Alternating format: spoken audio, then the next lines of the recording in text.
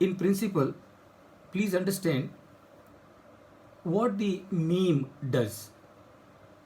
As the name suggests, it is multi-period excess earning method. Excess earning on account of what?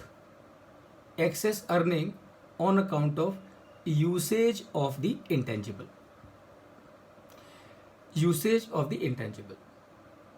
What you do in this case, first of all, you categorize the business assets in two groups. One is intangible assets to be valued, and second is the rest of the assets which are termed as contributory assets. And please pay attention, it's very simple.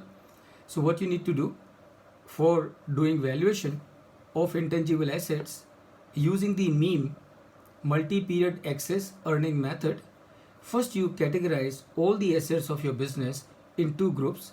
The first group is of the intangibles that you want to do the valuation of, and second group is of rest of the assets.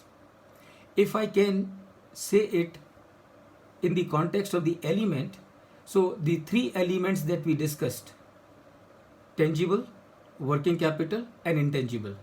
So the intangible becomes one group, and tangible and the working capital, that becomes the another group, and you call this another group as contributory assets. Now what you do, having done this, you find out, you estimate economic rent for the use of these contributory assets for the life of the intangible assets under valuation. It is also referred as contributory assets charges or economic rent. So what you are doing, friends, you are doing the valuation of intangible assets, and as exercise of the valuation, you have segregated the assets into two groups: intangible assets that you want to value and the other assets. So what you are doing in the second step, again remember, its valuation is not a desktop job. You have to do a lot of work, you have to do a lot of research, you have to make a lot of efforts.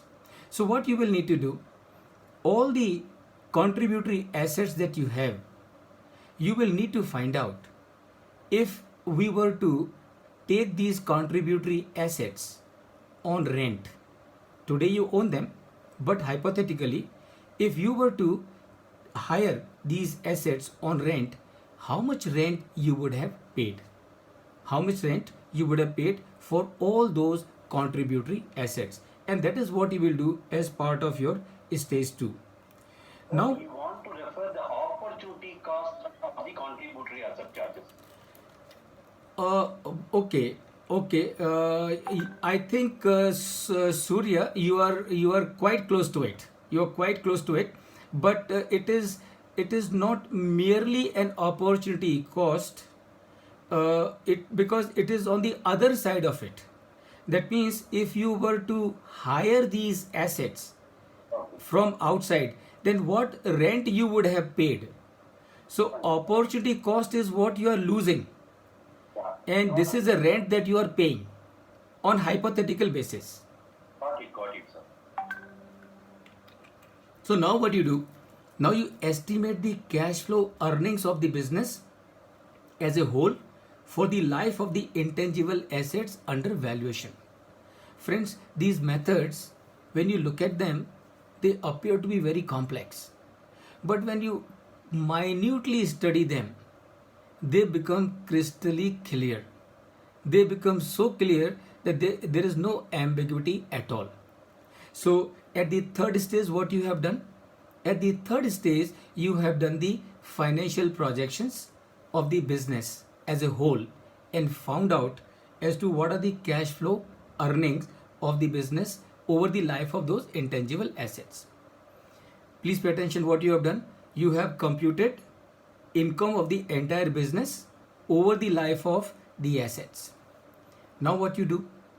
From this earnings over the life, of the intangible assets that you have computed at point number 3, what you do, you minus the economic rent or the contributory asset charges that you would have paid for the second group of the assets.